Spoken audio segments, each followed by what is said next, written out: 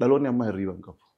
Silaa rafee milkaa'e. Ani gizee hedduu gorsa taphaaniin dabarsuu barbaada. Waan taphatanii irraanfatan. Gaafa barnoota ta'e namni ni dadhabee haa taphannuudha. Amma sagantaa siimboo, sagantaa bashannanaa, sagantaa wal taphachiisnu. Ni rafan jetteemi. Barri dargaggeessi akka dargaggeessa bara kanatti rabbi hiree tolche nu hin jirre beekaa.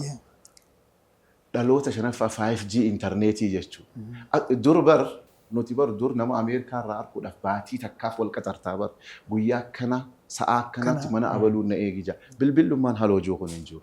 Dhaloota ammaa laala. Addunyaan guutuun harka isaarra jirti. Dhaloonni karbii hiree isaa tolche hin beeku. Qotee bulaatu maal ja'a? Yaa aduu jaan aduun haasawaa beekte. Yaa aduu jee gaafaan an akka qabu ati akka hin qabdu. Gaafa ati akka qabdu an akka hin qabu mee akkamumaan si godhaa jee tabara kana nu mudatte tana. Qotee bulaan jechuun maal jechuudha? Ganama hogguu inni taa'ee xiqqoo gaa haasawee hojjaa dhugee yookaan shaayii dhugee maal je'ee haasawee hiriyoota isaatii wajji haasawee ni lafaa ka'e laaqana agga.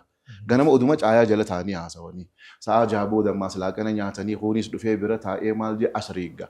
Hogguu inni asrii salaatee oowwee lafaa ka'ee inni silaaniin qota jee aduun rabbii maali? Dhiiteemi gaddeemti. Sa'a inni silaa hojjechuu fedhu aduun gaddeemti. Sa'aaduun jirtu inni ka'ee ittiin geenye. Amma dhaloonni kiyya kun akkana na jalaa ta'e. Dubbii aduu sani. Dhaloonni amma hirriiban qabu. Silaa rafee milkaa'e.